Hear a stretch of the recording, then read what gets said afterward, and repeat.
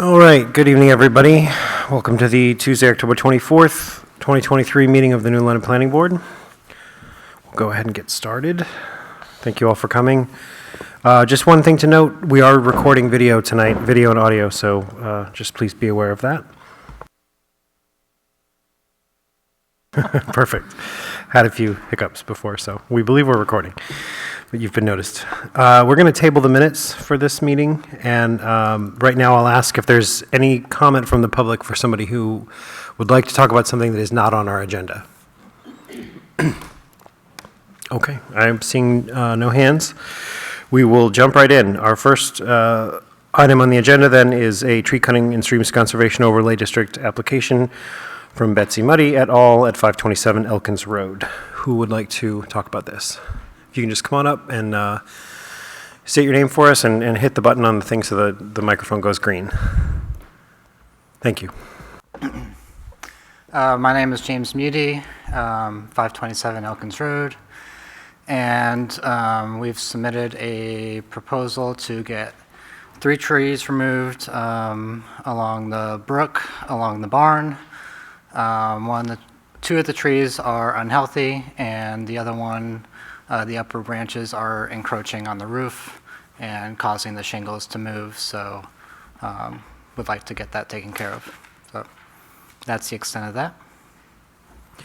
Thanks. And Adam, do you want to talk about the site visit? Sure. So James and I did a site visit a couple of weeks ago.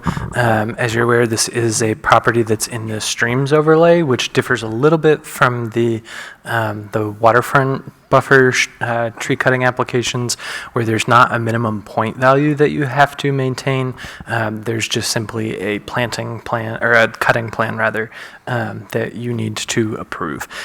So the lot is pretty heavily wooded, and we tried to put the pictures on the town website, and unfortunately they wouldn't upload the pictures from my phone for some reason. So I have them on my phone if you want to see them, but I was also just going to plan to show you street view, which I forgot to pull up. It's well wooded. There's a good riparian buffer to the moving water there, and the 3 trees are in need of removal. So as you can see here, there's a good line of trees all the way around the back, and this is just from June of this year, so it's current. And then if we go across the stream, you can see his backyard, and this is one of the trees here, I believe. Yeah, no, is it more on the corner? It's a maple. Yeah, it's this broken it's one? between the windows. Yep, that one. Okay.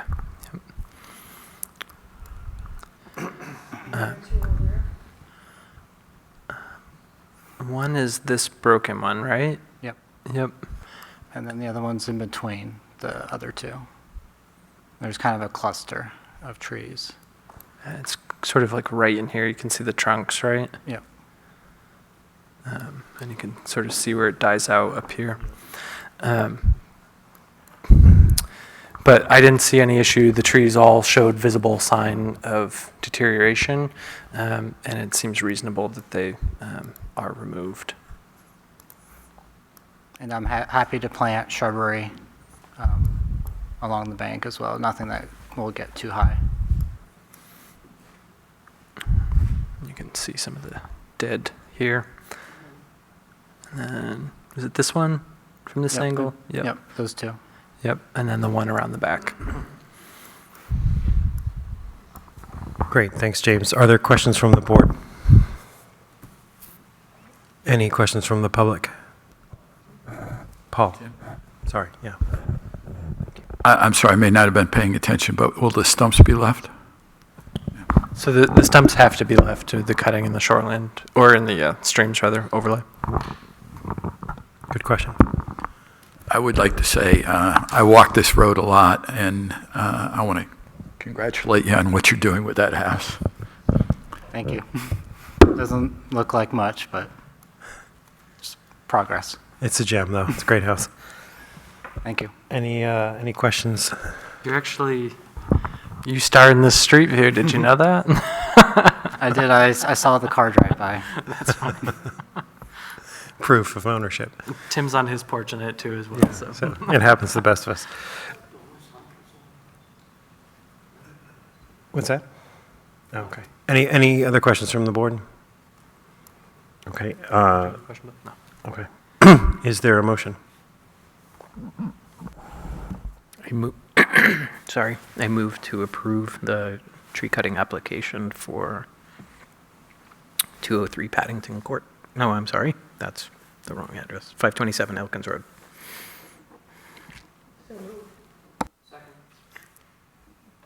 Great. All in favor? Aye. Any opposed? Abstaining? Okay, thanks, James, and sorry for butchering your last name there. Appreciate you coming.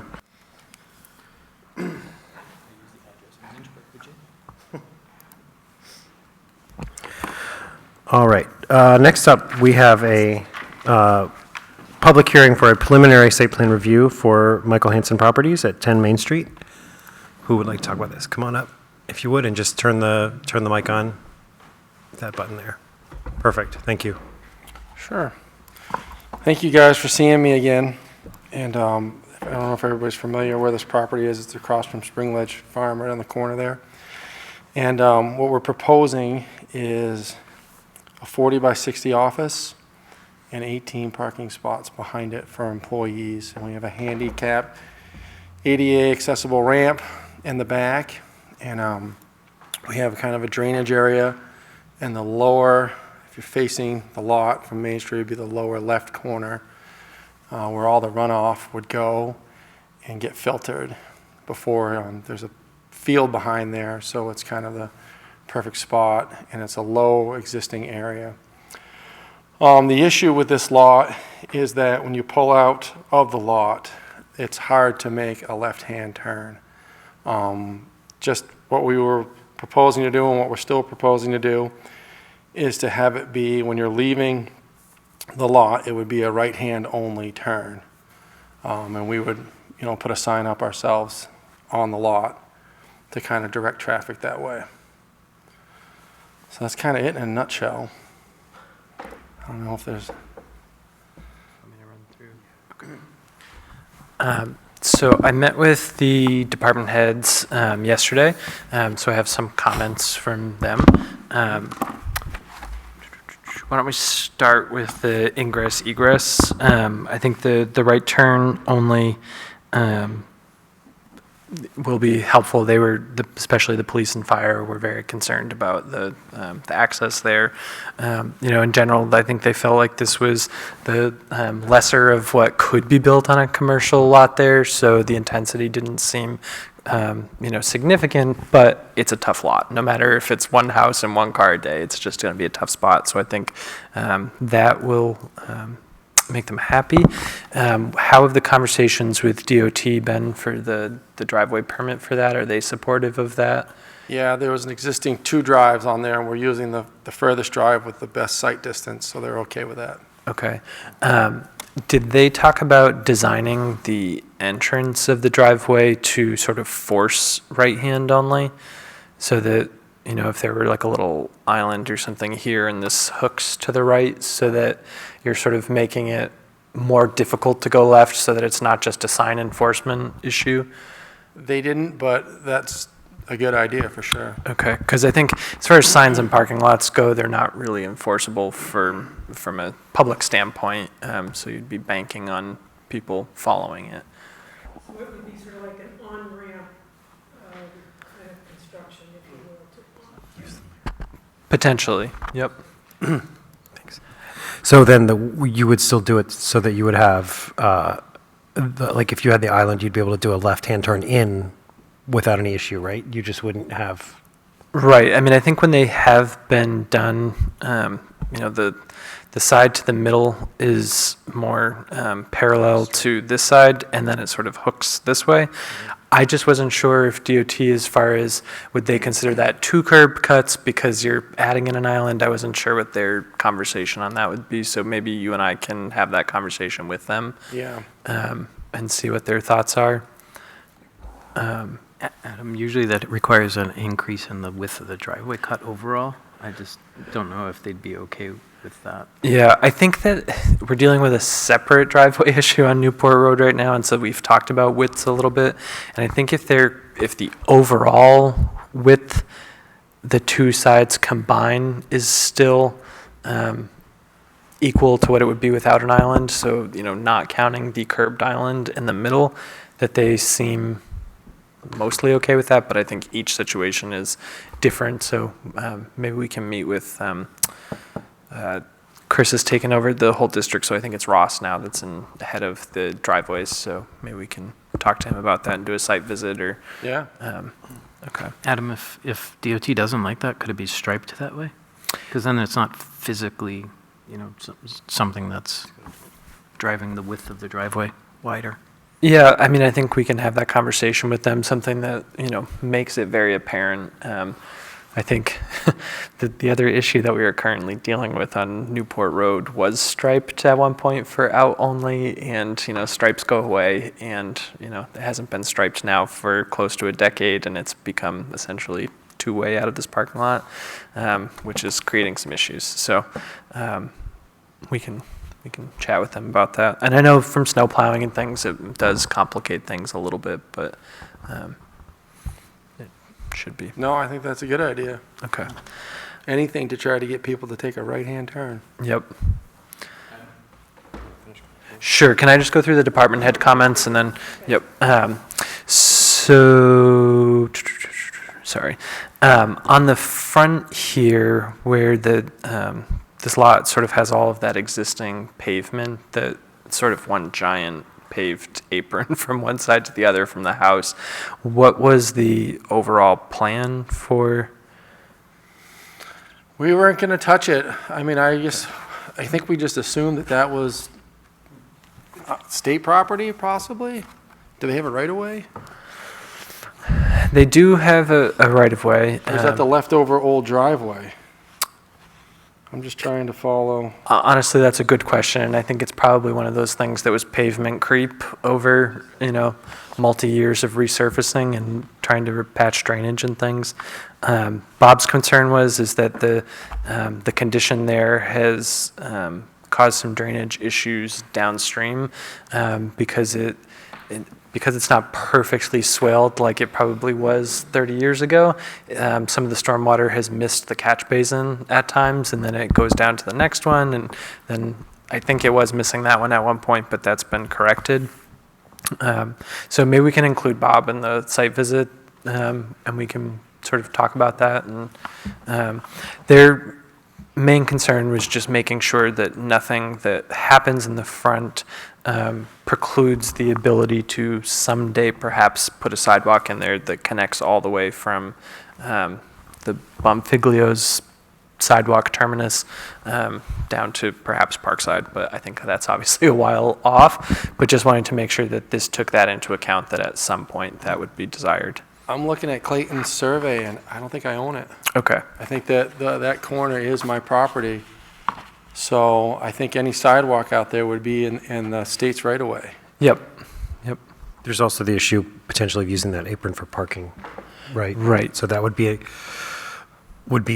potentially a reason to remove that as well, just to dissuade Okay. anybody from parking there, but, And blocking the sidewalk. and blocking the sidewalk. And also egress would be, you know, a nightmare, so. Yep. And then, just curious if there was a planting plan yet, or, okay. There is a landscape plan that shows a couple of walls, and then he's got a couple place marks for perennials, but nothing called out like plant species, tree, stuff like that. Okay. But we can do that. Yep, so we'll want to see that, see what the vegetation is with the vegetated area calculations for the site, and, you know, what trees and the species and all of that. Sure. And then on the interior layout, not that we don't really govern interior layouts, but it was a comment in regards to the bathroom, and given that you are, you know, including ADA spaces in the parking lot, there was a concern that the bathroom wouldn't actually be ADA compliant with the, and maybe Jeremy can weigh in on this a little bit, but the pinch point of the doors and then just the width here, Yeah. that might be one thing to think about, that if you're setting up the outside to accommodate it, to making sure that the interior also accommodates. Yep. I think that was all of the comment from the department heads. Thanks. Thanks, Adam. Mary Ann, did you have a question? Yes, I recall from the last time you were here, there was quite a bit of discussion about the egress and ingress for the, excuse me, for the parking lot. And at the time, I recall you saying that there wouldn't be that much traffic coming and going. Is that still your point of view?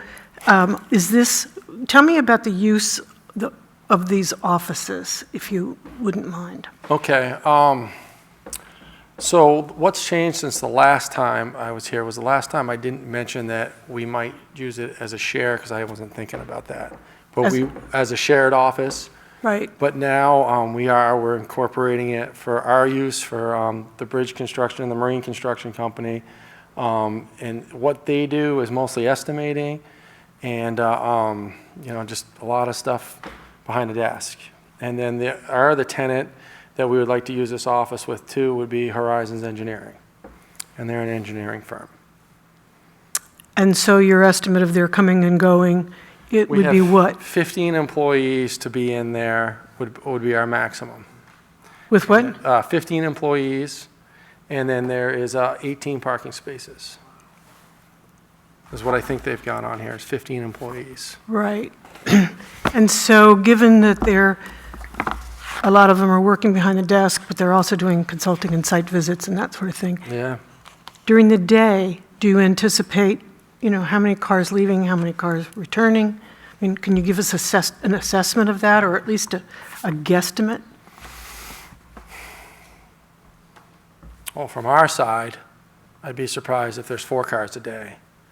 But from Horizons, that could be up to 20 cars a day for them to go in and out, do site visits. I think they've got 4 or 5 employees here in New London. And 15 is just, that's a huge number. But that's kind of what we thought would be the maximum there might be for people in there at any time. 24 for the day, Yeah. coming and going. So 2, 3 an hour, Yeah. presumably. I'd say that's a good, solid estimate. Okay, thank you.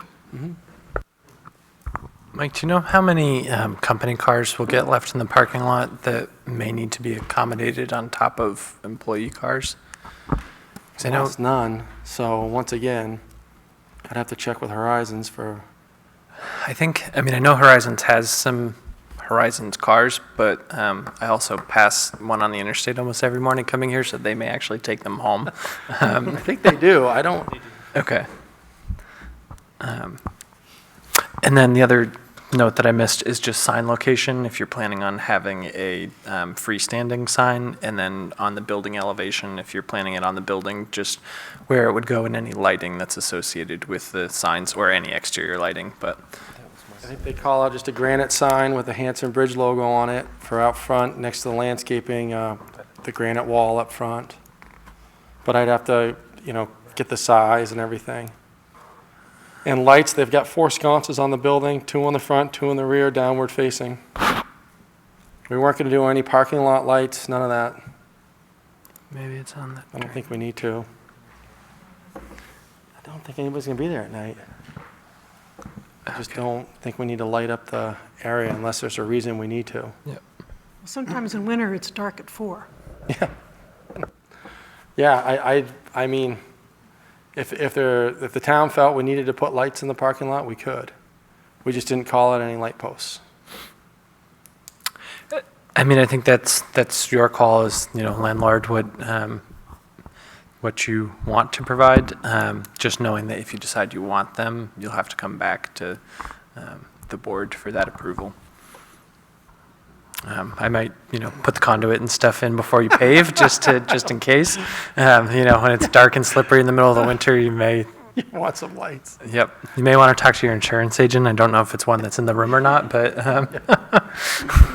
Yeah. Where are we with the New London Springfield Water Precinct? So I spoke to Rob in person last week, and we talked about the project. He felt that that everything was good at this point because the site had an existing connection and there was water associated with that usage, that this would be pretty much an even wash. Of course, that house has been gone for 2 years now, so it's been vacant for a little while, but it's not considered a new customer. They've already paid their development fees, so they'll be credited that based on the initial buy-in when the house was tapped in probably the 50s. Any update on your end, Mike, the discussions I know he said you guys had talked. Yeah, same. He's good with giving us water. Yep. No issues. Sewer's good, water's good. Okay. The only thing that we haven't nailed down is the power, but we'd like to bring it in overhead.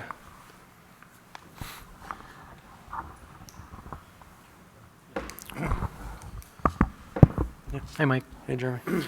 There is or the note says, there is a 3-foot-high granite block wall.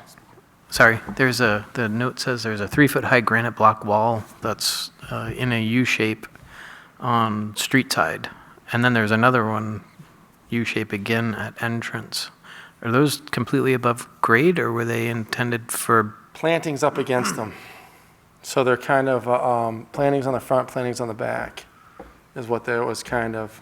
So that's a solid wall, you can't see through it at all? Yeah, we were going to do a fairly solid wall with plantings.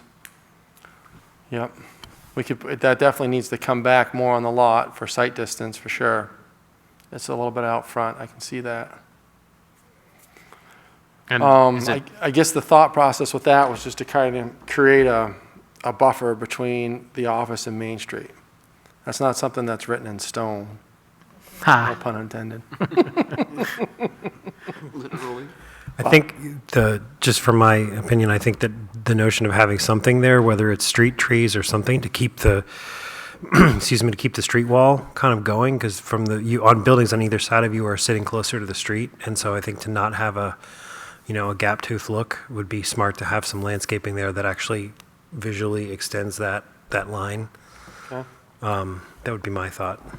so the second part of that is that, not that people are necessarily going to, walk from wherever they are in New London to your site, but it does force any pedestrian traffic to be in the driveway. So there's, without a break in that wall or any kind of landscaping, there's no, in theory, pedestrian access other than walking down the driveway. So that might be something to mention to Horizons too. Yep. So, and I think, if you do have the wall, it might be nice if there was a break in it and then a path, and then it would sort of give the wall and the plantings some purpose. Yep. Definitely. And if we do ever get to come by with the sidewalk, it would allow.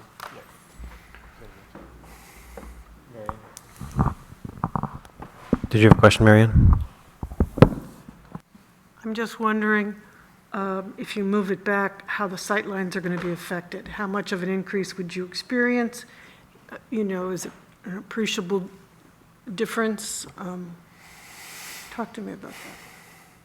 Well, there's quite a distance between the end of our property and the edge of Main Street. I think it's like, I'd have to guess, but I'd say it's like 10 feet from where that driveway stops. So I think you're going to be able to see. But, I mean, we can talk about that. I just, my biggest concern is that if that wall's out too far, and somebody comes up and they can't see around the corner, if there's any trees or anything like that, Right. I would rather not have that. Right. I'd rather have that, maybe It's tuck not it just- back a little bit. It's not just people leaving the parking area, it's coming around the corner that's, as much of a concern. And it sounds like you're already aware of that. Yep. Just to clarify, I wasn't saying to necessarily move the wall. So I think it's good because it's on your property, but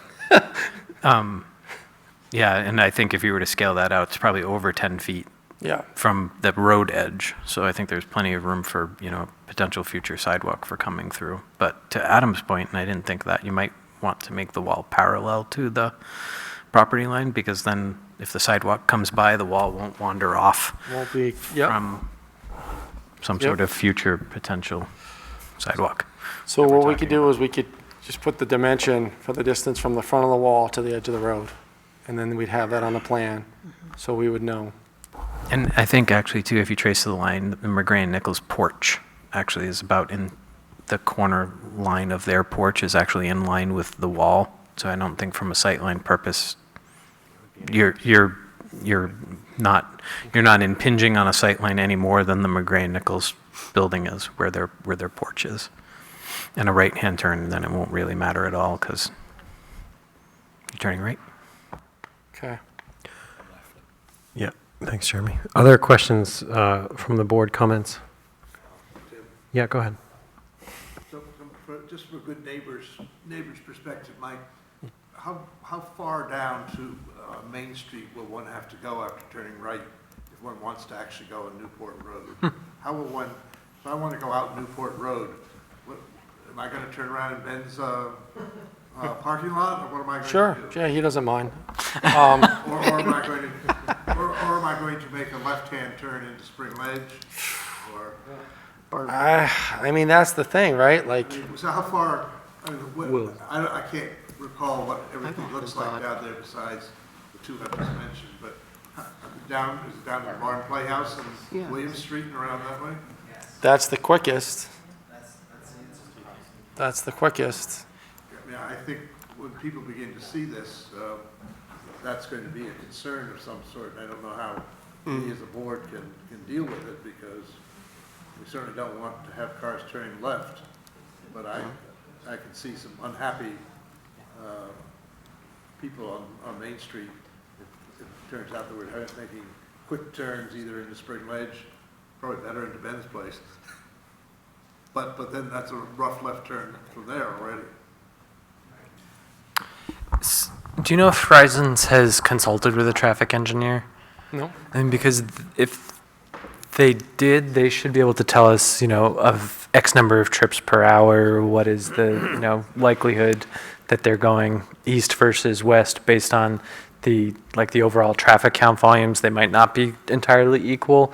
And then you could say, okay, it's only 25% of the, 30 trips a day that will be headed that way that we'll have to, find a new route. So then if it's, not 9 cars a day and they each take 3 different ways, that it becomes, this sort of negligible difference on any of the one routes. But it would be interesting to have that data, because I think that's a good point. I mean, I'm particularly worried about turning left into Spring Ledge and trying to turn around there. Mhm. The quickest way to get back where I really want to be. Emily? Sorry. Emily. I've often thought it would be a good idea to have from Artisans Corner all the way out to Hannaford's to turn right only because if you drive Main Street, particularly in the summertime, it's a disaster. I mean, it's like running the gauntlet. And it'd be a lot easier if people just knew they had to go right and forget the left, and it would be a lot easier to get through. But I know that's a big chunk to bite, but I don't know, our office is just, it's sort of scary in there. It would be so much easier just to say, everybody go right, both sides of the street. But eventually you have to get back the other way. Yeah, but you can do it. I do it every day. I go down Hayes Road and go down Barrett and up by Dan O'Halloran's, and I do it. I'm just not going to go. But you do it on the roads, not through people's parking lots. Oh, no, absolutely not. Think about that. You just get on exit 12 and get off exit 11, right? Any other questions from the board? Questions, comments? From the public, any comments or questions on this? Oh, Ben, I didn't see it. Yeah, come on up if you would. Referenced already. Yeah, come on up. Just Please, sir. Thank you for this, sir. Ben Barton from Main Street, 52 Main Street. So I don't think the project's going to impact the traffic any more than it is already, because you have already a very significant amount of people coming through from that corner. And the answer to Bill's question is it's William Street, to be safe, because you're not taking a left-hand turn there anymore. I've been at that location since '91, and the amount of traffic through there since then is substantially more. So I don't think that this project, and I'm certainly in favor of the project, I don't think that, the amount of cars from his operation will significantly impact that. It's summertime traffic. And I think there's merit in what Emily's saying, going right-hand turn automatically is, because it's a bottleneck from Spring Ledge on my driveway up to the corner, and people come through there at ridiculous speeds. You can't turn your head one way and then back the other and expect that you can get out without looking at the traffic all told. So, and I'm sure it's the same way down at Everett House. So, no, I'm certainly in favor of the project, and I don't think the level of vehicle traffic should be a determining factor. Thanks, Ben. Thanks, Ben. Other comments from the public? Anything else from the board on this preliminary review? Just out of curiosity, is there an actual drainage report with the design, do you know, or? I think he has calculations. Okay, if you wanted to submit that on the next round, just to take a look at. It looks like it functions very similarly to what they installed at the Barn Playhouse. Yep. Looks like a very similar system, which I think after a very wet summer proved to do a pretty good job, so. And the hashed areas there, he's got the snow storage areas. I think we'd probably use the one in the back more than the one to the right. We're trying to keep those trees along that edge. But it is marked as snow storage. Yep. Thanks, Mike. Mary Ann, you had a question? I do. Procedural question. There are some follow-up issues, I think, that are on the table potentially. And I'm wondering, if we vote on this, is it a final review, or will Mike have to come back? This is preliminary. Preliminary. Right, so Okay. now we've sort of made a list of things that we'll work cooperatively on and, sort of work through that, and then whether it's a month or, whatever amount of time it takes, then they will file another final application. And then at that point, we'll have more public hearings and go through the actual approval process. Thank you for the clarification. Yep. Yeah, good question. Thank you. Okay, any other thoughts or questions on this? Great. Yeah, go ahead, Paul. Really, nothing on this. I'm thinking back to what we've talked about, form-based zoning, and I believe that the first iteration of this had the building way in the back and the parking in the front. Can you just comment on, does this work better for you, or? Well, when you can get free advice from Jeremy, it's not bad to take it. So I think it looks much nicer, to be honest. I don't know, yeah, it just seems to fit the site better. And it's better for the entrance in the back with the ADA, and, I just like the way the cars are positioned, and then the snow removal, I think it fits the lot nice. I think it needs a break in the stone wall and a walkway to the front door. Did you reduce the size of the building to put it? It's still a 40 by 60. Okay, thank you. Yep. Yeah, and you don't have any plans for the second floor, right? The pitch isn't there for any kind of offices or space up there? No Okay. rental, no single Okay. floor. We could use the rentals, but as you know. And because you do have nice pitches on both buildings on either side of you, pretty nice steep pitches, so I was just wondering if there was any thought of going higher. Not this time. Okay. No affordable housing on the second floor? Could, I mean. Unfinished space now can become a, 2-bedroom apartment down the road. Now's the time. I think I'm just going to keep it a little simple at this point. It's kind of my gut.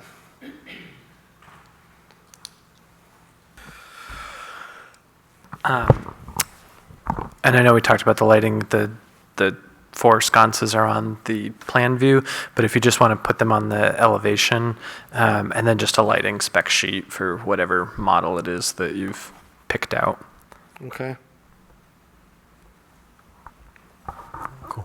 You good? Great. Thanks, Mike. Thank you very much.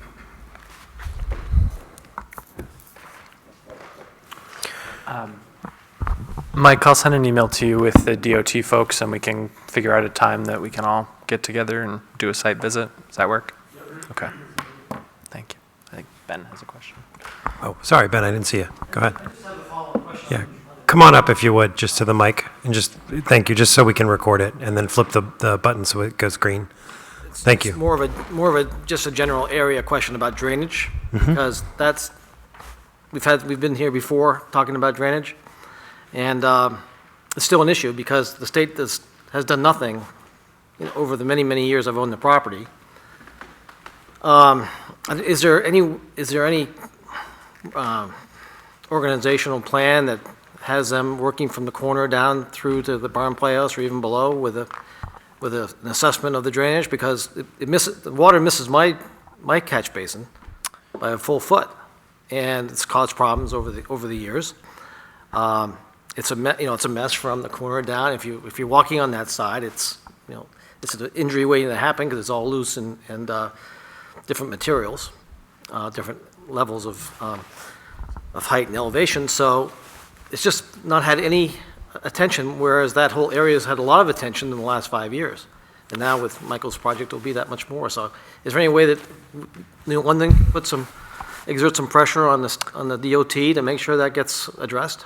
So with the water main replacement next summer, much of that extent will be getting repaved. So new pavement will also help them to be able to actually contour the road, and hopefully it's done properly that it sends the drainage to the catch basins.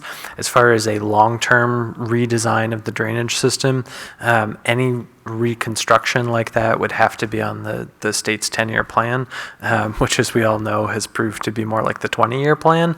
And I don't believe that there is a full-depth reconstruction of 114 in that stretch on the 10-year plan at this point. So I think that it's most likely in their typical paving and maintenance routine, which, every 5 years or whatever they come through and do. But next summer, possibly the summer after that for water, It depends where the pipes are, though. I mean, if the pipes are the pipes on that side of the, I don't believe they get to just pave over the pipe, though. I think they have to do a finished top coat. I don't think they get to just cut the... finished top coat, but not be a lot easier if that's where the pipes were too, because then you could do some engineering with it. That's something they talked to Robert about. Nope. And the work that happens for the water precinct, or if it were the sewer, whoever, they are only obligated to put back what was there. Obviously, the condition of that is new condition because they don't put back, 15-year chipped pavement. So hopefully, even though the design standard and spec will be the same as what's there, that just being new and crowned properly will send the drainage to the catch basins. But and I'll check to make sure that but I believe that they don't get to just excavate the portion that the line is in. Because of the recent break by Spring Ledge, I'm afraid the water pipes are on the other side. Yep. But because everyone along that road has a connection that will also be tied into that and dug up, I think they have to do a whole overlay. Don't quote me on that. I'll get the assurance on that, but I believe that's what one of the meetings said. You can look at all those drawings that we have. Great. Thanks, Ben. Thank you. And thanks, Mike. All right, great. We're going to talk a little bit about some zoning, specifically the floodplain ordinance. Adam, do you want to just jump in when you are ready?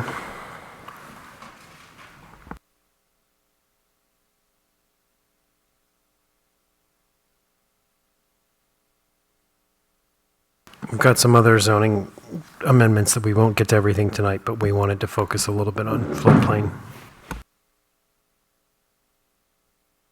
So I passed out to all the board members paper copies, but if anyone else is interested in a paper copy, we have a couple up here.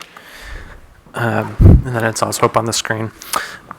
So as I've discussed in a couple of the last meetings, the state has been working with FEMA to update some of our floodplain maps. And so this is done on a watershed basis. So right now they're working on, I think it's the Kentucook watershed.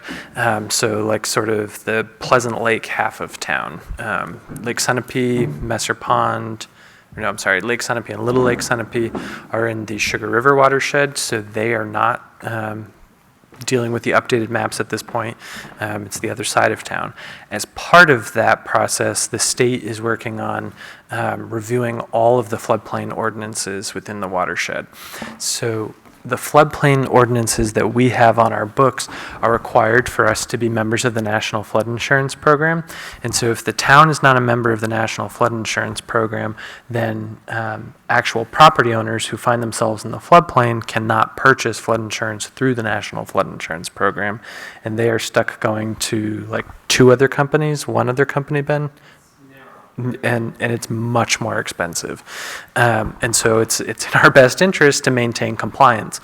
So the state has an entire office at the planning department that specializes in floodplain regulation, and they essentially write our floodplain overlay ordinance for us and tell us exactly what we have to have on the books in order to maintain our compliance. And so they do this every 5 to 10 years. They go through and they send us a red line document telling us what it is we need to update to satisfy that compliance. Still has to go through town meeting. So, it's important that everyone shows up and votes for this. There is one part of a floodplain ordinance that can be amended without going to town meeting, and it's actually one of the only things in the entire zoning ordinance that state statute allows for, and it's the adoption date of the floodplain maps. So if FEMA adopts the floodplain maps outside of what would align with our town meeting cycle, so say in May of next year they adopt new floodplain maps, we don't have to wait until the following town meeting to add that floodplain map date into our ordinance. We can do it through a select board public hearing process, and that is literally the only piece of a zoning ordinance that does not have to go through town meeting approval. So you'll notice at the beginning they copied our entire definitions section with some new definitions, some amendments to existing definitions. Notably, one of them is the base floodplain elevation. So our base elevation used to be based on a 100-year storm event. Now they have actually calculated a base floodplain elevation. And so we need to incorporate a definition to that in our definitions, which is here. And it's means the elevation of the surface water resulting from the base flood, which is already a definition that we have in our ordinance. Slight modification to the building definition, and I'm not going to read each one individually, just give you guys a overview. Minor grammatical change in the definition of development. A new definition for flood opening.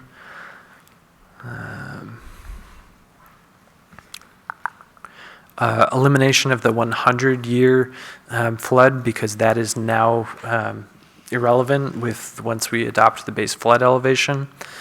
And so then everywhere in the actual ordinance where it referenced 100-year flood elevation, that is now proposed to be amended. Substantial improvement is altered. So when somebody's building is in the floodplain and they want to improve that building, a substantial improvement is anything that exceeds 50% of the market value of just the structure cost. So if you have a $2 million property on Pleasant Lake, you don't get to put $1 million into it because most likely 1.7 of that is the actual land. And so you get 50% of the building value. So if that's $250,000 for the building value, you get half of that. And so that is oftentimes a surprise to folks that, they think they get half of the market value, but it's not the land market value.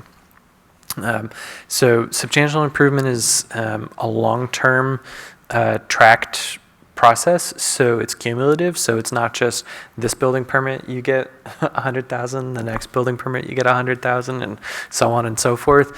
It's tracked over time. It's not a perfect system, you know. And then you ask the question: are we tracking in today's dollars? Are we tracking in 20 years from now dollars when they come for the next building permit? And you know, when we get in these scenarios, the state really does step in and help us and walk us through it. And you know, they're really the gurus to maintain federal compliance on the state level, so that then each one of us can maintain compliance as well.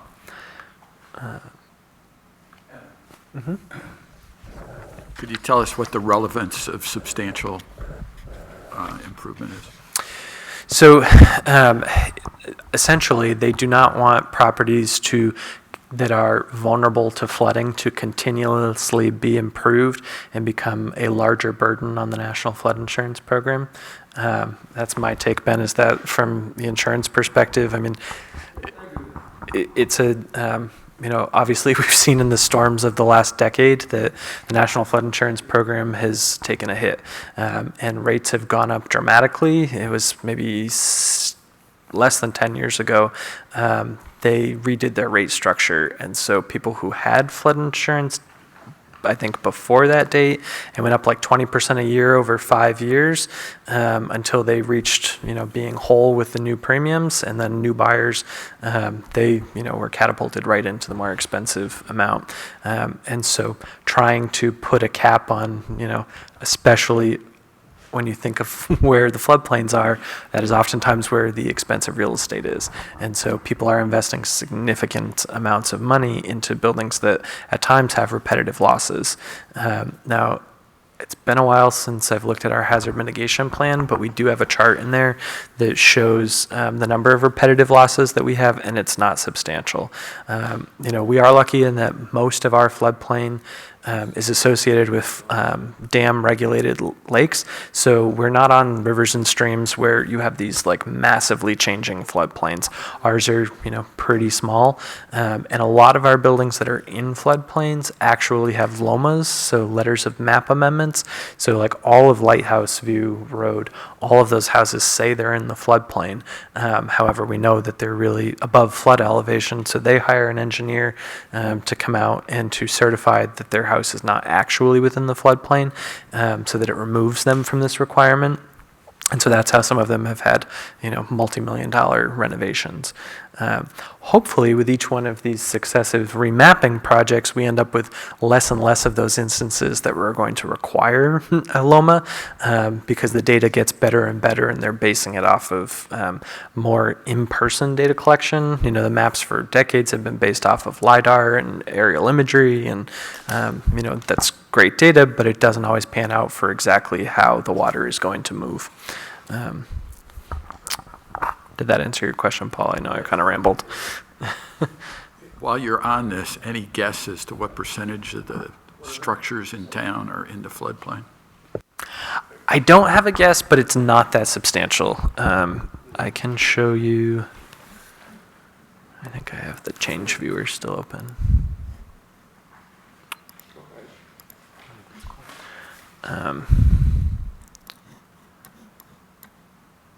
So this is, obviously, this is the change viewer. So stuff on the Big Lake and Little Sunapee has not changed, but Pleasant Lake, Messer Pond, Clark Pond has all changed. One larger change was that Lion Brook now has a fair amount of floodplain, but it really doesn't impact much in the way of structures because it's all conserved, or most of it's conserved.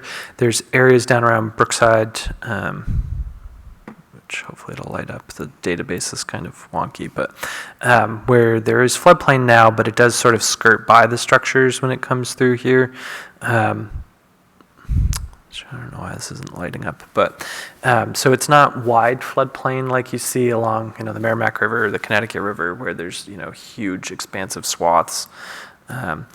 Elkins has a fair amount of floodplain, but it's getting less building inclusive, which is kind of funny. So this whole area out on Scythe Shop, which showed up for a second. Come on. These houses all were in the floodplain, and now they're being removed from the floodplain because of the hydrology that they've run apparently shows that it would be absorbed within the wetlands and the marshes behind the park and go. So hopefully that's an improvement. There are a few houses along, here we go. So you'll see the back of James's barn is now in the floodplain, but for the most part, the house is not in the floodplain. And so then James and I have had discussions when I was out there for the site visit. How do you define substantial improvement there when a corner of the house is in the floodplain? So it's 50% of the market value of the corner of his house, and what is the market value of a corner of a house? And so it gets very complicated. So all of this purple for all of Elkins that was in the floodplain is no longer in the floodplain. So we are having a fair amount of our actual structures removed. And I think FEMA can tell us exactly the number of structures. I just don't have the number. Can you use your mic?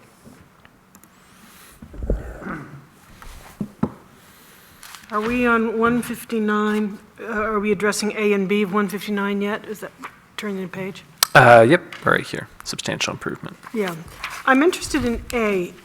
Essentially, what that said to me was this business of substantial improvement is exempt if you're trying to fix something that's been a problem, either defined by the state, local health, sanitary, or safety code specs. So that's like all bets are off when it comes to that. And then the B is you don't want to alter a historic structure, can be precluded from this requirement if it preserves, as long as it preserves the designation as historic structure?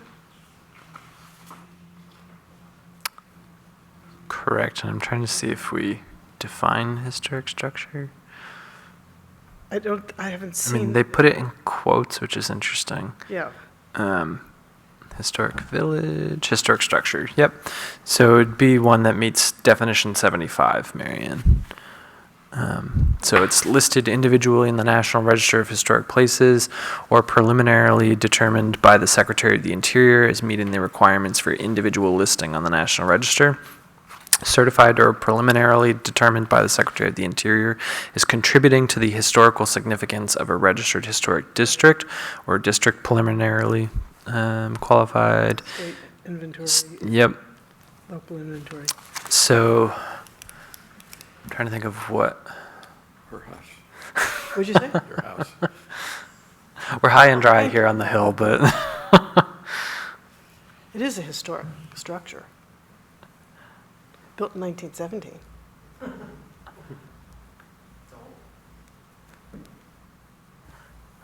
all right. So then that deletes the next 160, and then we get into actual changes in the floodplain ordinance. Most of these are semantics, really. There's some water course, so regulatory floodway. So changing out the base flood elevation in the 100-year,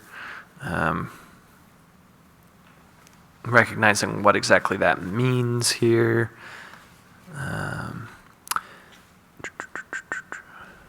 And then there is a portion at the end that apparently we've been supposed to have in our site plan and subdivision review regulations for a while, that they said that they must have missed on their last review. So we'll need to get those in, and we don't have to wait for town meeting to do that. Regulations can be changed in a public hearing, so we will get that scheduled in the coming months. But that's sort of the floodplain changes in a nutshell. Anyone have any questions? Or Questions from the public on this? Yeah, come on up, Peter.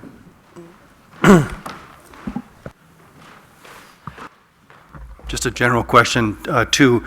It used to be that the 100-year flood was used as a reference point, and everybody, engineers and everybody seemed to understand that. It's the severity of a storm that happens so infrequently, but within 100 years it happens, and it's measurable, and there's a certain amount of rainfall.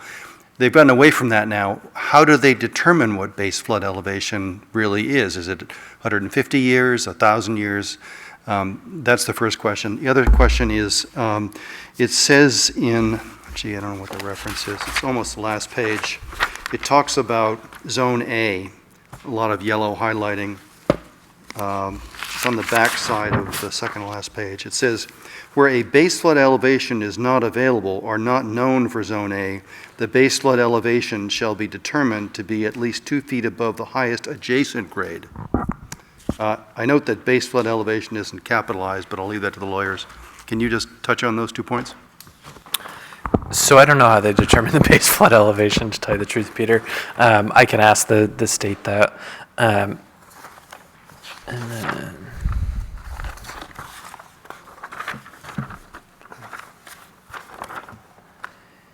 so there's A and AE floodplains. The AE floodplains are the ones that have been actually mapped and there's contours for.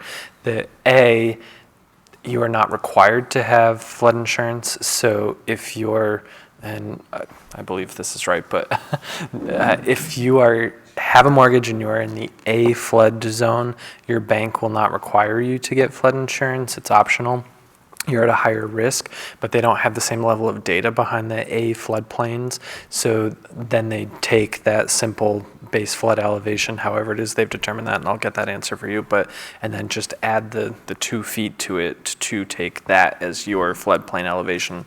And my understanding is that is because in A, you should be less vulnerable to flooding, so that it should be higher than the base of AE. But I can confirm that, Peter. And I believe there's also an X floodplain, which, to tell you the truth, I don't totally understand. Do you know, Mike, or? An X lot is a lot that I guess can flood, but you don't need. Thanks, Mike. The only reason I know this is because I own an X lot. It's you don't need flood insurance, but it can flood. Yep.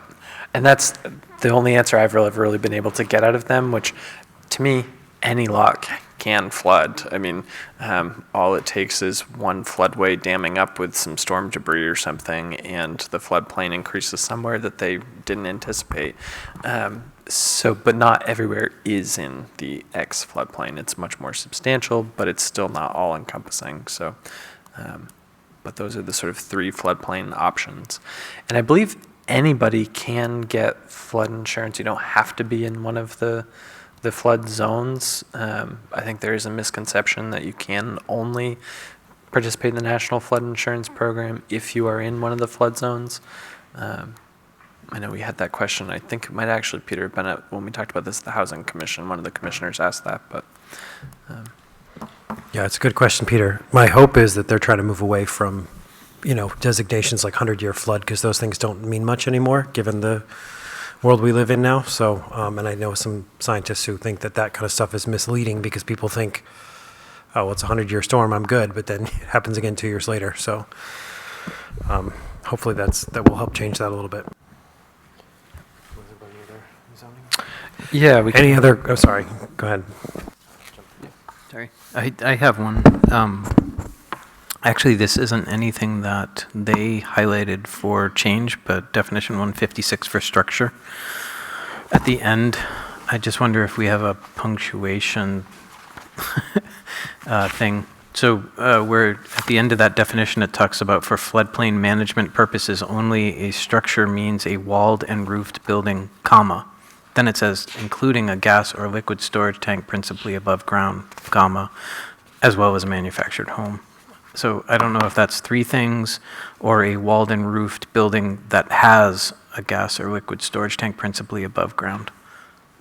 So if we could check with them, because I don't know if liquid storage tanks actually are considered a structure, because in a flood event, they can actually just pop up out of the ground.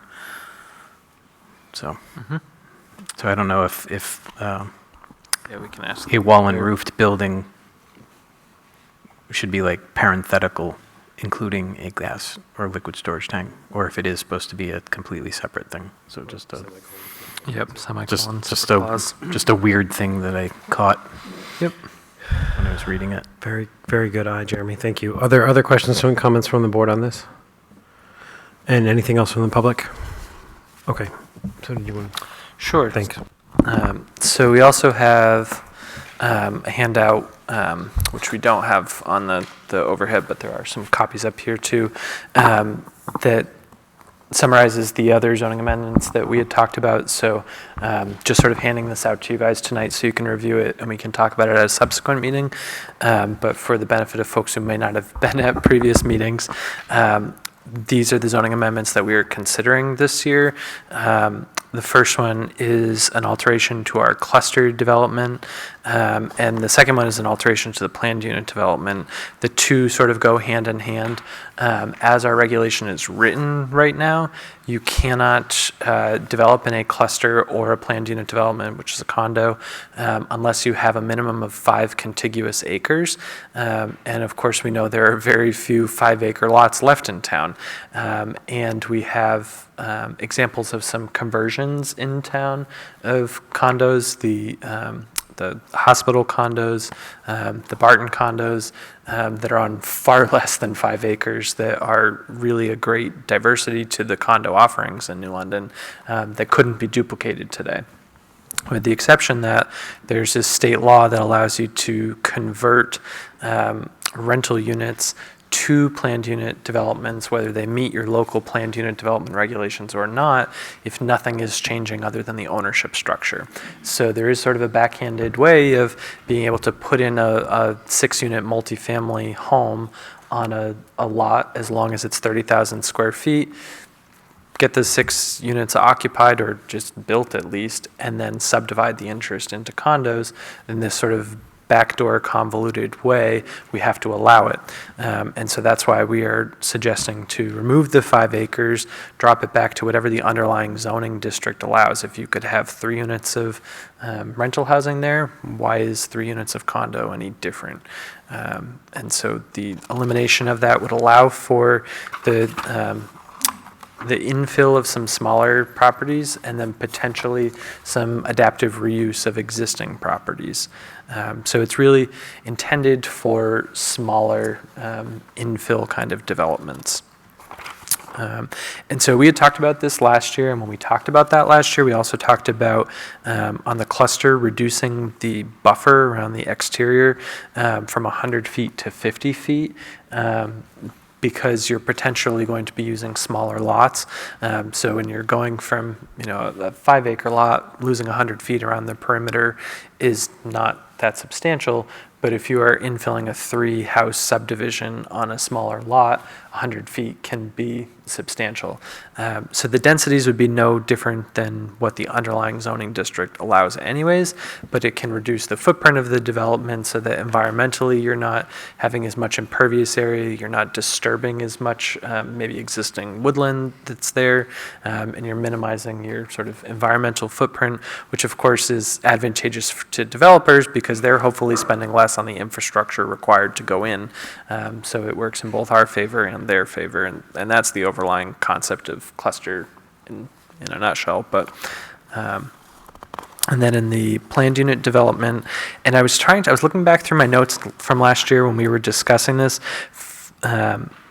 We had suggested to remove, they've had a 75-foot perimeter around a planned unit development, and what we were suggesting was that it would simply default to the existing setbacks in the underlying zoning district, that there wouldn't be an additional setback. And I don't remember if the conversation around that, I couldn't find anything in the minutes, if that was under the context of adaptive reuse of a building.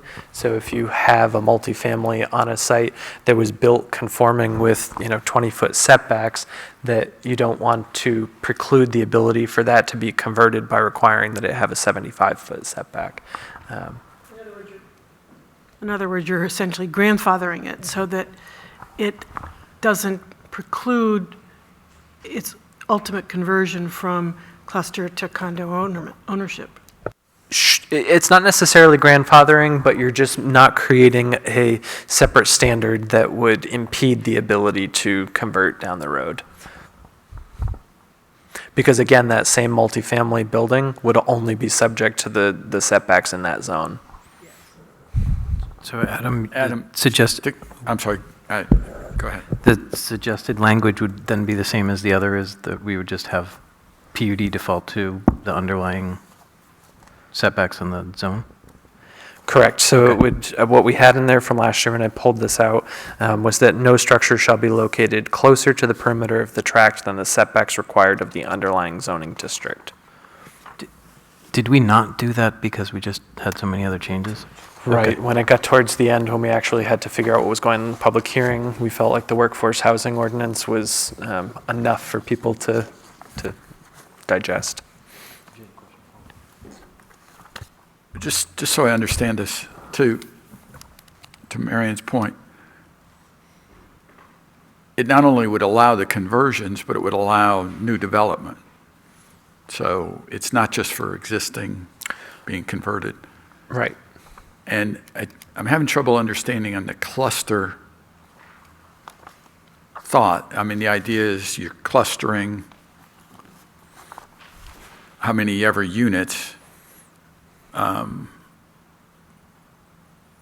but it had theoretically a buffer. The trade-off was they had to make a buffer, and they had to conserve the property they weren't using, basically. If we go back to whatever's allowed in the zone, do we lose any of the benefit to the town of clustering? I mean, there's still, in cluster, we would still be proposing a 50-foot buffer strip, but then there's still open space requirements. So it doesn't, if you are in R1 and you want to build a 5-unit cluster subdivision, so 5 houses, you'd need 50,000 square feet of land. So we allow you to go down to, in R1, sorry, there's a 7,500 square feet. Yep. So a 7,500 square foot lot with only 70 feet of frontage. So it gives you, 2,500 square feet of land that then has to be appropriated to the common area. So in that, Go back. I lost you on your example. Yep. You have 50,000. right, so we want five units in the R1. Right. So under a traditional subdivision, they would each have to be on a 10,000 square foot lot with 100 feet of road frontage. In a cluster subdivision, each one of those would only have to be on a 7,500 square foot lot with 70 feet of road frontage, but that other 2,500 square feet associated with each one of the parcels would have to still be set aside as open space. So it would still, require the same halo, might give them some flexibility to work with, whatever land they have so that they can, site the homes a little bit more easily than having to maintain that 100-foot buffer around the outside. They individually, that's just the allowance they have to have. They don't have to individually have separate 7,500-foot lots. Yes, they do, in a cluster. Separate or allocated that amount per unit? Separate. Holy Yep. smokes, more like Great Pines? That's exactly right. Okay. Yep. Okay. That is a cluster subdivision. Yep. And so essentially, we cut it in half from 75,000. From 10,000 to 10,000 to 7,500. 75%. Yep. And that part's already done. Just So So all of that happened. The thing was, is we reduced the area allowable, so the total acreage, for example, but it still has a 100 foot, right? It currently has a 100-foot setback. Yes, 100-foot buffer. I'm sorry, Internal buffer. setbacks are different. So it has a 100-foot buffer from the adjacent properties of the subdivision. We're talking about changing that to 50, which actually still exceeds, I think, any of the setbacks in an R1 or R2. Correct. So it already is still greater. So to Paul's initial question, when you started all that, is there still a benefit? I understand it now, and I appreciate that. My question is, I'm trying to think of what the minimum size that would make sense for this, and whether 50 is too much. Should it be a percentage, some percentage of the acreage? I just don't have it in my mind. Yep. The math whizzes have got to tell me, is this going to work on an acre? And is 50 the right number, or a half acre? And Yep, I think that's worth exploring. I mean, and part of me says, why do we even have a larger setback from houses that could already be built in that zone up to, in some cases, 15 feet from the property line? That then, just because we're putting 3 of these houses in a development, clustering them together, they have to all of a sudden be 50 feet from their neighbors when the zoning allows them to be 15 feet from their neighbors. Right, it sort of belies the whole categorization of cluster. Right, right. I mean, I think that what's the hard benefit- part- What's the benefit to the developer in such a small lot? the benefit to the developer, Of saying, I qualify for the cluster? I mean, presumably, if you have a portion of the lot that is not accessible, I mean, one, they may not have 300 feet of road frontage, that could be harder to come by. So by reducing the road frontage to 70, they may be able to get the third where they could only get 2 initially. And then it's infrastructure of utilities, I think is really the benefit of being able to put them closer together than having them more spread out. Of course, any development, the economy of scale is always going to be, better when you can build 20 houses versus 3. But we just simply don't have a whole lot of options left. And with the 5-acre minimum right now, that means we are not allowing anything. I'm fine with reducing No, I know. the minimum, but I just wonder where, if we aren't talking about things that are never going to happen except in repurposing existing buildings. Mm-hmm. But this cluster wouldn't typically be repurposing an existing building because that's standalone structures. Although I will say Wallula is one of the weirdest repurposing of a cluster subdivision. But the Wallula, Camp Wallula, I think that is an anomaly. There are not many developments that are repurposed as a cluster subdivision. Planned unit development is much more frequent. I'm not sure we can solve this, but think about whether 50 Yeah, is too much. I might reach out on the planning listserv to see if other towns have some examples, because I share your concern, Paul, that, on a small 30,000 square foot lot for 3 units, 50 feet might still be significant. Tim, I got a question. I'm more like from a visual perspective. If these rules were enforced when Hilltop was built, based on the lot size of the Hilltop property, would we have more or less units? Less, substantially less, I believe. I think they have like 140, 150 or 147? 47 units on like 47 acres or something like that. That's 52 acres. Yep, 52.8. So, and it's 2-acre zoning in R2. So you'd have 25 units.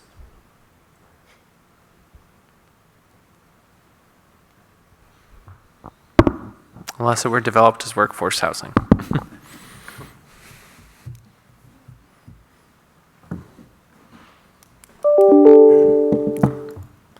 I think that, and then the last one is just the perennial issue of the R2 setbacks, eliminating the wonky aggregate between the 2 sides having to equal 50 and going down to the 20 minimum. And I think that was it, other than accessory dwelling units, which we don't have something prepared for. Emily, Paul, Tim, and there was 4 of you there, weren't? Paul Gorman? Was he? No. Did anyone else go to the housing? I was thinking there was 4 of you in the. I think Paul Gorman was there. Okay. Yep. So the four of them, so the three of you jump in, but attended the Housing Commission meeting last week when the Housing Commissioners, and I'm sorry that these keep flashing on and off, but that the Housing Commissioners were meeting with the consultant to begin the conversation of what changes would be proposed to the accessory dwelling unit regulations. Those conversations ranged from the possibility of allowing detached accessory dwelling units, what that would look like for size and sort of setup on a property, to looking at our existing regulations for attached accessory dwelling units, our process for that. You know, do we continue with a conditional use permit that brings the applications to the planning board? Do we explore perhaps a technical review committee? Do we allow it by right, that it's just a building permit, that we treat it like a single family or a two family? What are the parameters around that? You know, we have two bedrooms, 1,000 square feet as our limitation now. Does that still make sense going forward? If people squeeze 3 bedrooms in 1,000 square feet, do we care? You know, those were a lot of the questions that came up. Am I missing anything from the 4 people that were in the room? And you guys want to share about the conversation? Or? He did say that there's nothing that limits us from allowing more than one ADU on a property. And I'll be honest, of all of the stuff we talked about, that's the one that brings me some pause. I can just envision mushrooms.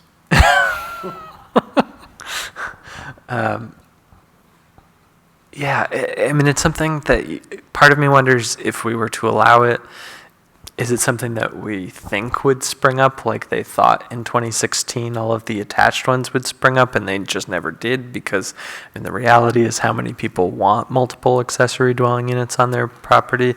You know, so if it's a very small number of people who want one to start with, it's then even a smaller fraction of folks who are looking to build 2.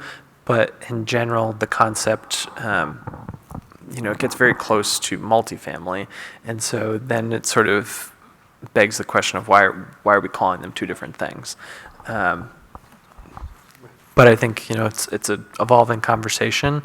You know, Steve Whitman, the consultant, I think he heard a lot of good feedback from folks. And Peter, as far as his next step, do you have a feeling for what sort of how the next step of the Housing Commission process will be structured?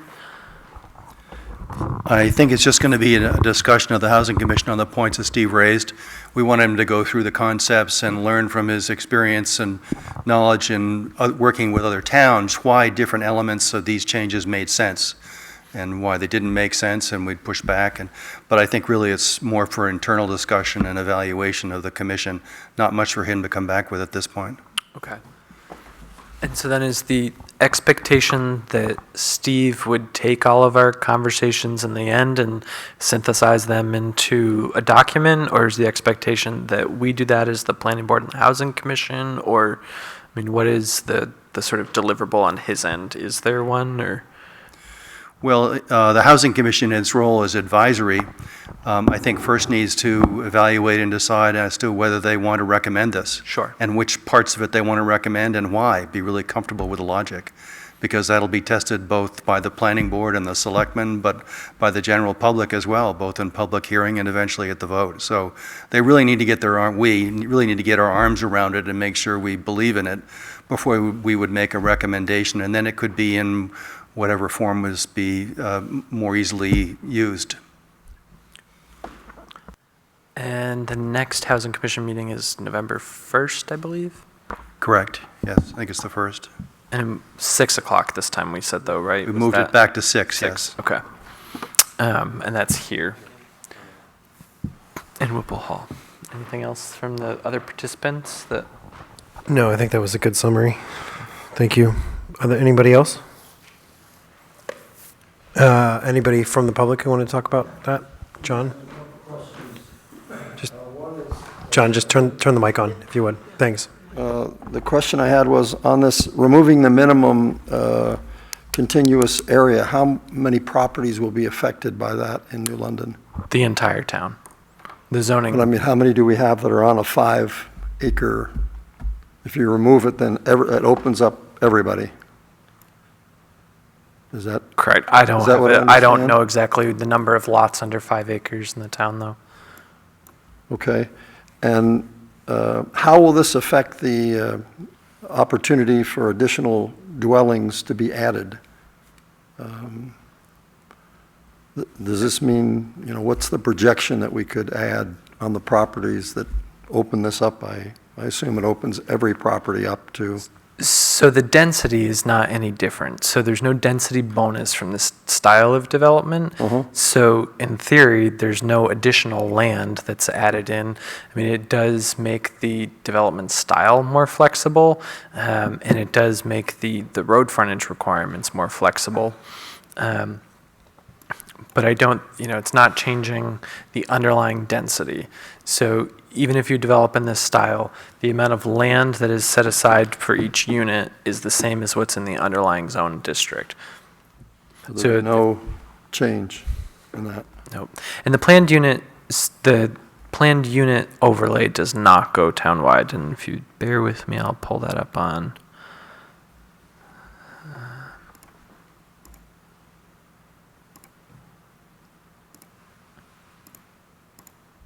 Shut the other layers off so that it.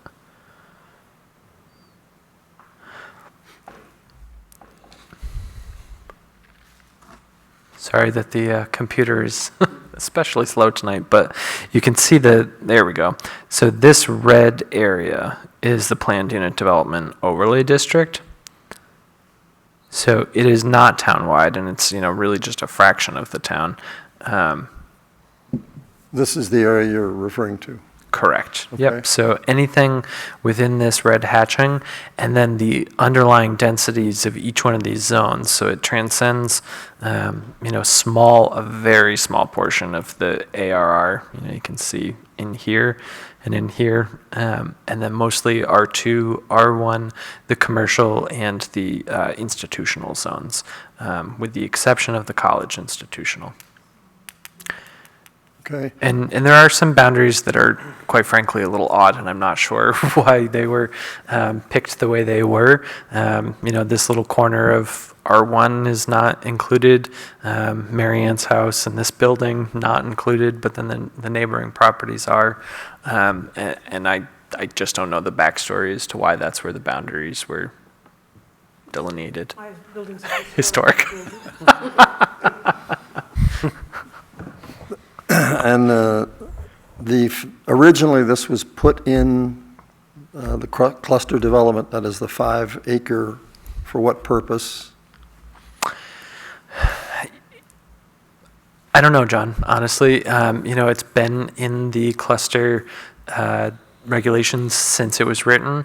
I think that at that point there was probably a lot more development option and a lot more land that was prime for development, and so it made sense at that point.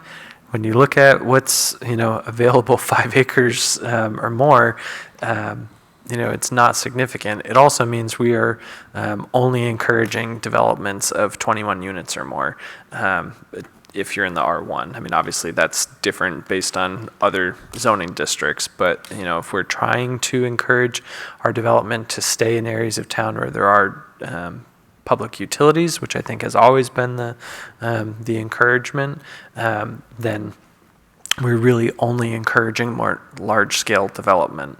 And at this point, I think that the atmosphere and the future of housing has changed, and I think that encouraging small scale development is probably has more potential to occur than large projects. We happen to have 2 large projects coming now, but Right. it was decades before that. Can you repeat, you had said something earlier about 21, you're encouraging 21 cluster, I didn't catch that whole sentence. So if you have to have 5 acres in the R1 where it's 10,000 square feet of land per unit, so if you have a 5 acre tract in R1, you can have, I think it's like 21 and a half houses based on that amount of land.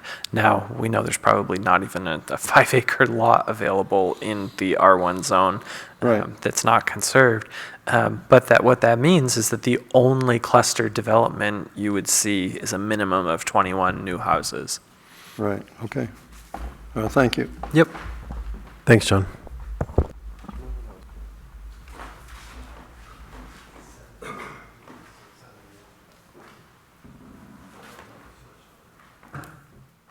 Yeah, I was just saying to Adam, that might be a time, yeah, come on up. There might be a time when, that might have been written at a time when there was, the thought of there was too much development in the state in terms of that kind of residential development. I don't think anybody would say that now, so it seems like it's from another era. Yeah, go ahead, sorry. Hi. Adam, to your point that the development can be in that R1 zone, then you said not conserved. Is it possible to see on that map what is not conserved? No, unfortunately, that's not a layer. So many of the conservation easements all of them are deed restrictions, so it's not necessarily a zoning layer. In our, let's see, in the master plan, I believe there was a map, and now I have to remember where the master plan lives on the website.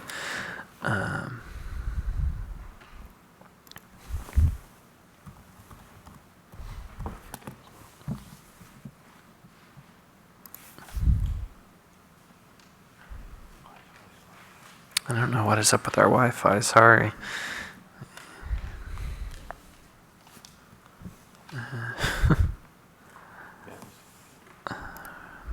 They've been... Here we go, yep. Okay, so is this the version with all of the appendices or not? It is not.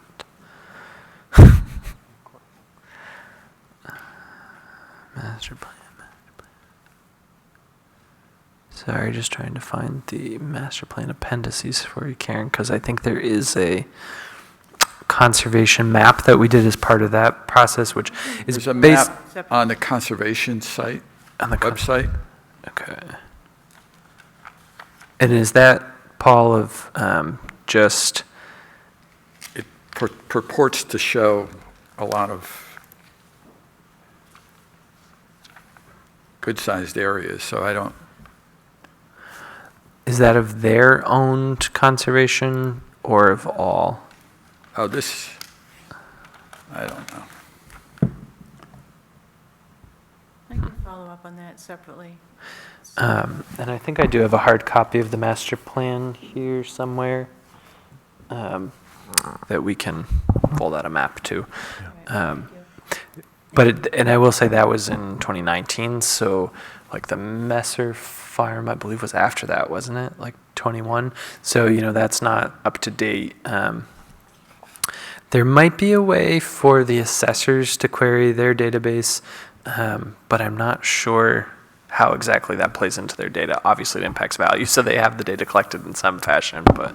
I'll follow up then separately. Okay. Cool, thanks, Karen. I want to ask if I heard something correctly, that if Hilltop were to be developed today under these proposed rules, it would be substantially smaller?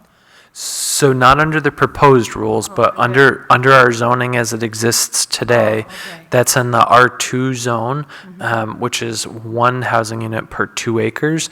And so they only have 52 acres of land there, so they would only be allowed 25 units, and they have 147. So does this change that then? No. Nope. Thank you. Yep. Thanks, Karen. Karen. That's it from me. I don't know if Renee has something. Oh, yeah, hi, Renee. Come on up. One quick question. You may have covered this, Adam, so I apologize. Under planned unit development, it still has the requirement for water.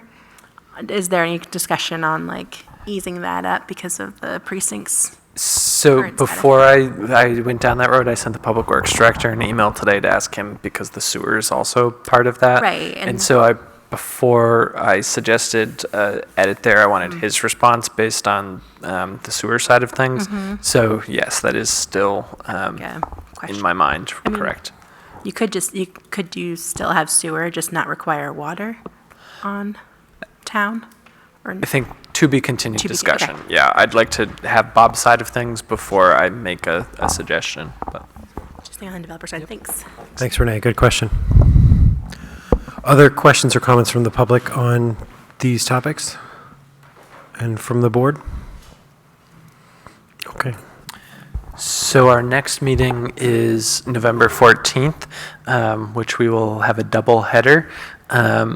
We start at 3 o'clock with a site visit at the Slider property on Shaker Street. If everyone wants to park along Shaker Street and sort of meet in their driveway area, that's what their council and I have discussed. If something changes, I'll certainly let you all know, but that's what we will be putting together on the public hearing notice and the agenda early next week. So we'll see you there at 3 o'clock. Anticipate the site visit will be about an hour, and then we will reconvene back here at 6:30 to open the public hearing and continue that process. So it's a rain or shine event. So hopefully it's shine, because I think our last 2 site visits at Kelsey Field and at Lighthouse View were absolutely torrential pouring storms. So we're owed a nice day. That's why we get the big bucks. Yep. Yeah, what? November 14th. Yep. And so the public, you are more than welcome to attend if you are interested. Site visits, the public is asked to hold their questions until we're back in this room, because it can be very difficult to hear. So. And that way they can be recorded here as well. All right. What's that, Joe? Oh. Okay, all right. And then the only other reminder I was going to make is that though we usually get out of having 2 meetings in November because of Thanksgiving, because of how it falls this year, we will have our typical 4th Tuesday of the month, because that's the week following Thanksgiving. So just make sure that's on your calendars. So that date would be? The 28th. It's the 28th. And then December, we will plan to only meet for a meeting when we're taking applications on December 12th. We will give you the 26th off, assuming that we would have a hard time getting a quorum that evening. And just, depending on where we end up on zoning amendments, we may do, a couple of those morning session work sessions like we've done in past years, but we'll see where we're at. Okay?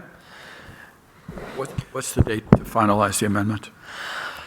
For planning board, we've typically tried to stick to the date that the public is required to submit their petition zoning amendments by, which is the 13th of December.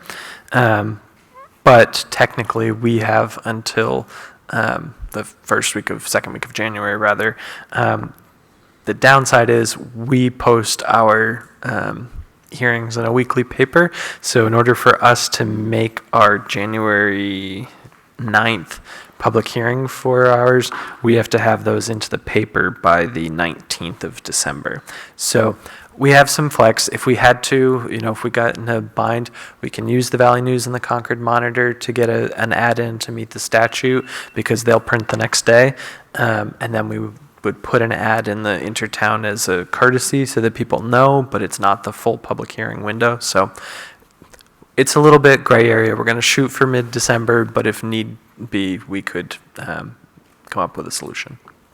So, and we've had to do that before because the Intertown doesn't publish in between Thanksgiving or Christmas and New Year's, and we've forgotten that one year. So, and by we, it was me. Busy time of year, you're forgiven.